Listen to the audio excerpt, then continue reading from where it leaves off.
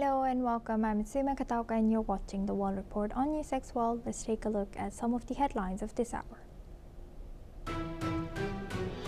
A UK High Court judge has ruled that key witness Gavin Burrows can testify by video in the privacy lawsuit brought by Prince Harry and Elton John against Associated Newspapers, publisher of the Daily Mail, over alleged phone hacking and unlawful information gathering spanning 30 years.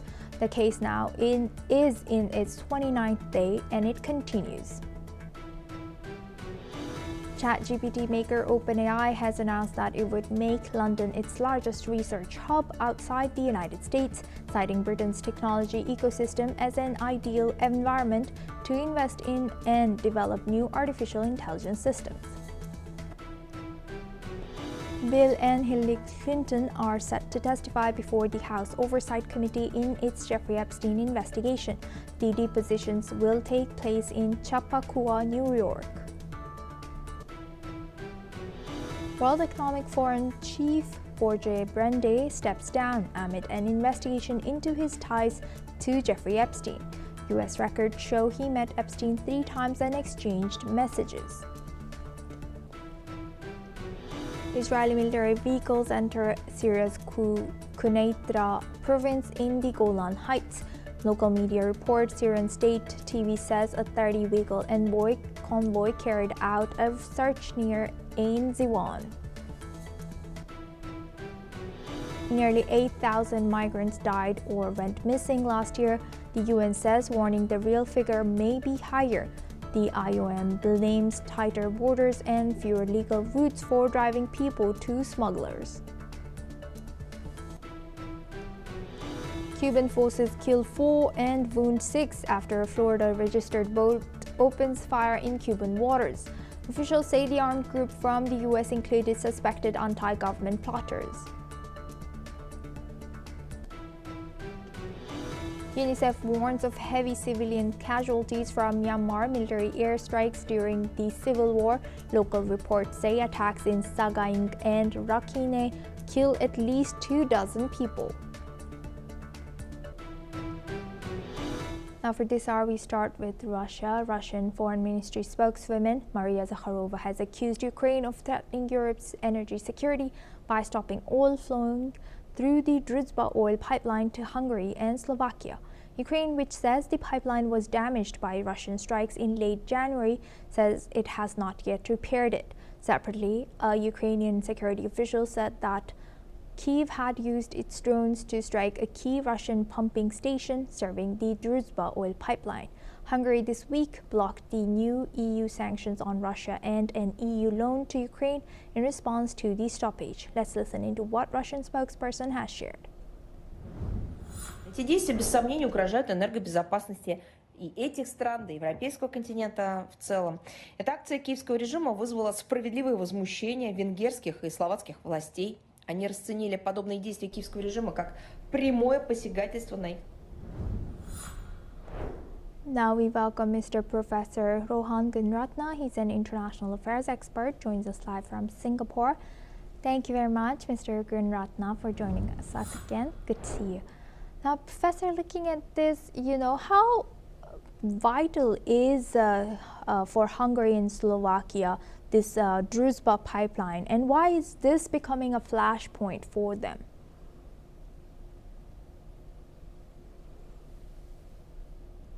Professor, you might be muted here, requesting you to unmute. Asuma, what we have seen Thank is you. that Hungary and Slovakia, Yes. these two countries are the most pro-Russian countries in the European and the NATO grouping of countries. So because of that, there is significant tension between Hungary and Slovakia with the rest of Europe. And that is why Ukraine is objecting for the transit Russian oil to be delivered to these two countries. And these two countries in return are threatening Ukraine to cut off the electricity supply from the power grid. of course, the main argument that has been given by the Ukrainians is that the pipeline from Russia into Ukraine has been damaged because of the Russian operations. So now there is an attempt to verify whether that is true or not. And I think that this matter should be resolved, because if this is not resolved, there will be greater fragmentation and polarization within EU and within NATO. Yes, building on that, do you think that Slovakia and Poland is deepening the cracks that we're seeing among EU towards Ukraine right now, or do you think it's yes? Never mind. Yes. Hungary and Slovakia, because they have developed a good relationship with Russia and with Putin, there is disappointment on the part of the NATO and the EU countries towards these two nations. And unless that relationship is restored, unless the challenges are mitigated, what is going to happen is that within EU, within NATO, there can be splits and fragmentations. And you know, Ukraine has said that Slovakia and Poland were supposed to, find other oil resources or other ways to get their oil, not from Druzhba pipeline.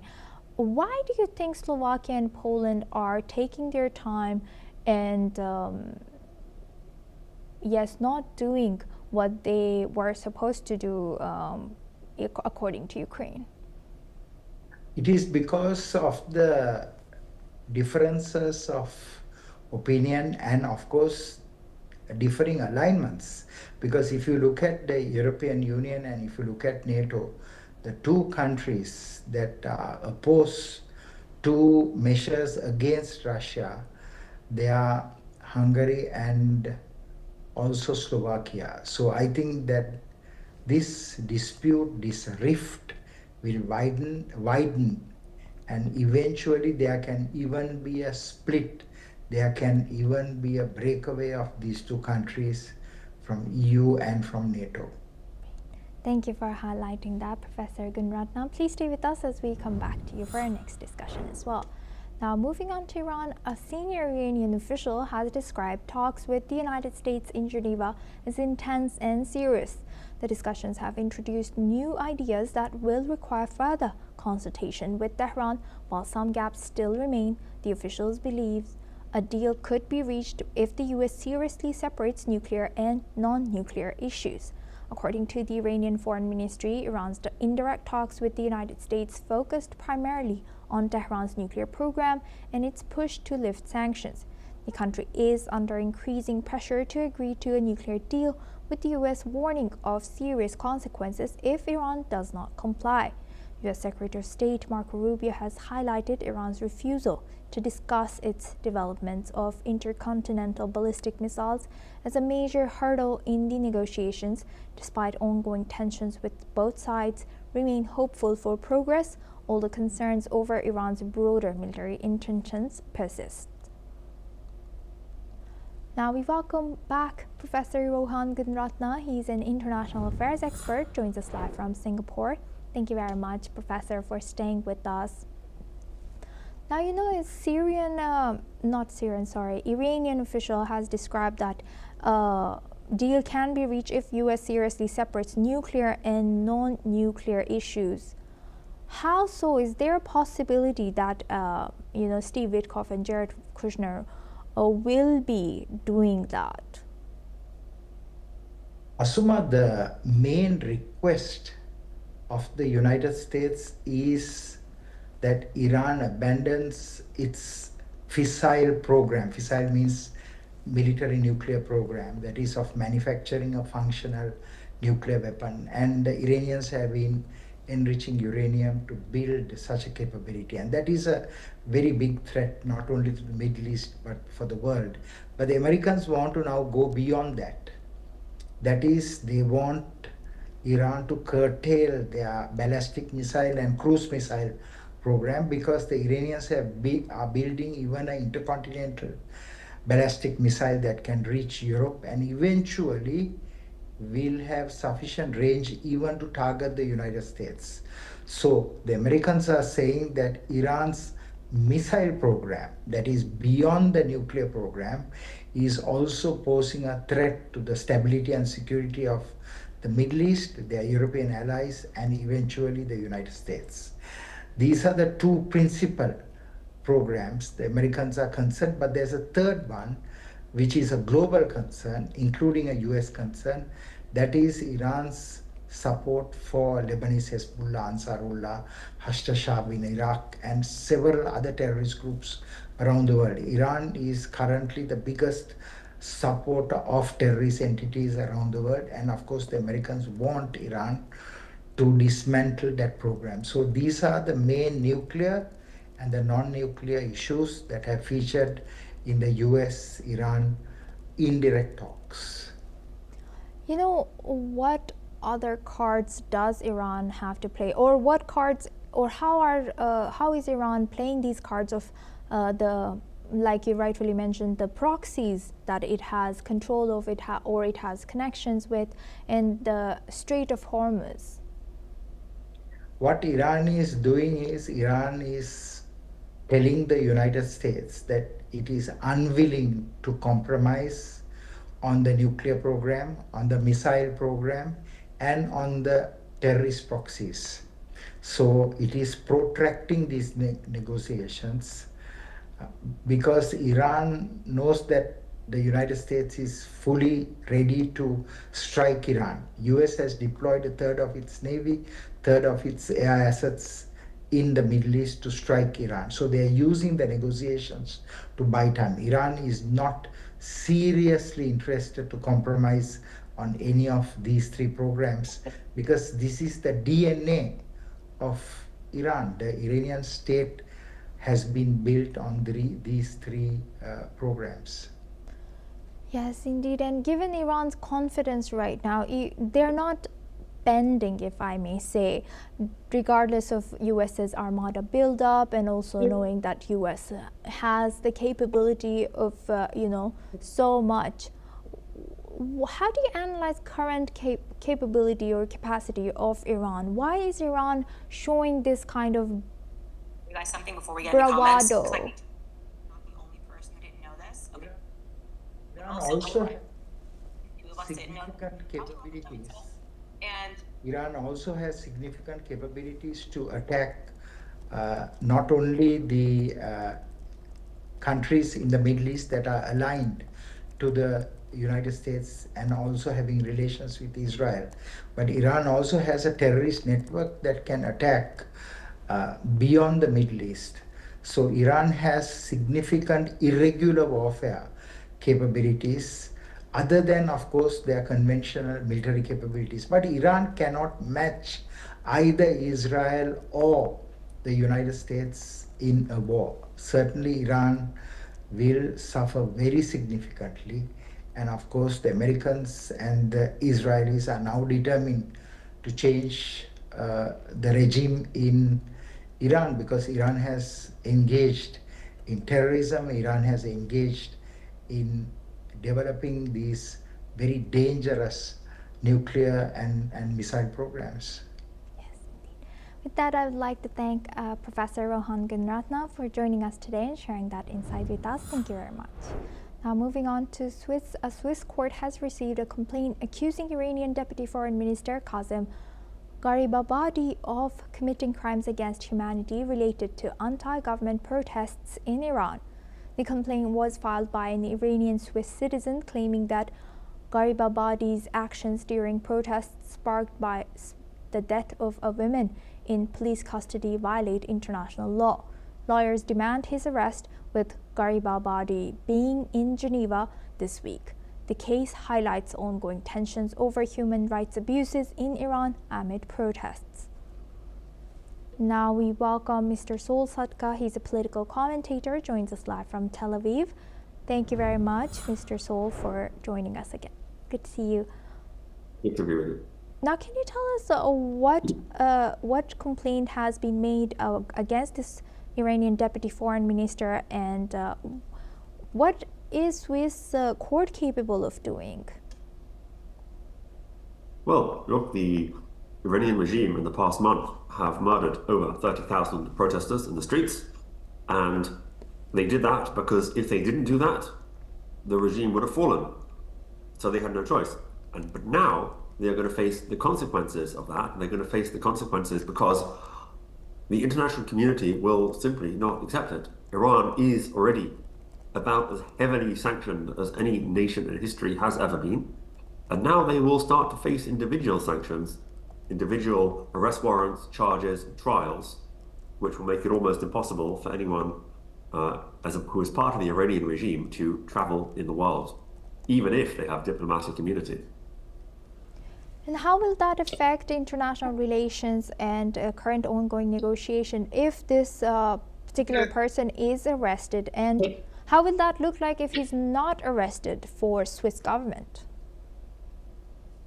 The situation with these arrest warrants is relatively hopeless because the people know how to avoid them. And international law is a very fragile and ineffective tool to bring justice to anyone. The only way people like this man and the various other regime apparatchiks responsible for the murders will face justice is if the regime itself is overthrown. And then a new regime in Iran will bring them to justice. That's really the only way these people will ever pay for their crimes.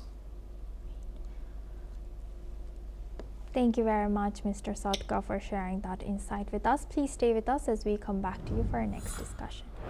Now, Syrian government forces and Druze factions in the southern city of Sweda conducted their first prisoner exchange today since deadly clashes last summer. The swap saw 61 Druze prisoners freed in exchange for 25 government personnel. The sectarian violence, which killed hundreds in July, had left Sweden largely outside government control. The International Committee of the Red Cross facilitated the swap with hopes it could lead to further releases and humanitarian dialogue. Mediation was provided by the Tim Ballard Foundation. Now we move on. India's Prime Minister Narendra Modi has expressed full support for the Gaza peace plan, stressing that humanity must never become a victim of conflict. During a joint statement with Israeli Prime Minister Benjamin Netanyahu in Jerusalem, Modi had said the plan has opened a pathway to peace and India will continue to engage in dialogue and cooperation with all countries moving forward. Modi has also reiterated that peace and stability in West Asia are directly linked to India's security interests and that India has always supported dialogue and a peaceful resolution to the conflict. Let's listen into what Indian Prime Minister has shared. Paschim Asia में शांति और स्थिरता से भारत के सीधे सुरक्षा हित जुड़े हैं। इसलिए हमने शुरुआत से ही संवाद और शांतिपूर्ण समाधान का समर्थन किया है। यही ग्लोबल साउथ और पूरी मानवता की पुकार है। भारत की सोच स्पष्ट है, humanity must never become a victim of conflict. Gaza peace plan से शांति का एक रास्ता बना है। भारत ने इन प्रयासों का पूर्ण समर्थन किया है। भविष्य में भी हम सभी देशों के साथ संवाद और सहयोग जारी। Now we welcome back Mr. Sol Sadka. He's a political commentator, joins us live from Tel Aviv. Thank you very much, Mr. Sadka, for joining us again. Good to see you. Now, looking at this, can you highlight the highlights from Indian Prime Minister Modi's two-day trip that's still ongoing, of course, to Israel?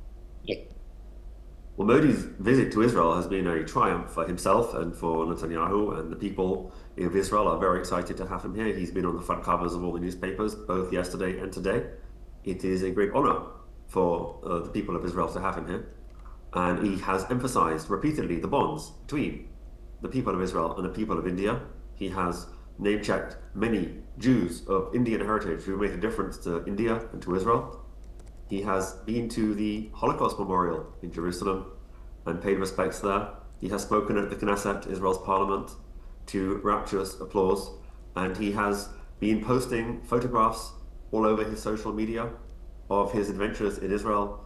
He was very happy to have met the cast of Fauda, a show that he clearly likes, and the various people involved should get a lot of credit, and one can only hope that this is the continuation and the strengthening of the tight economic and friendship bonds between Israel and India going forward. Yes, and Modi has also highlighted the peace and stability in West Asia directly linked to India's security interests. How is India and Israel cooperating in terms of security and defense? Well, India and Israel face rather the same kind of enemies. They both suffer the scourge of jihadism on their borders, and both have paid a price from terrorist attacks from those people, and they would like to defend themselves in a mutual way.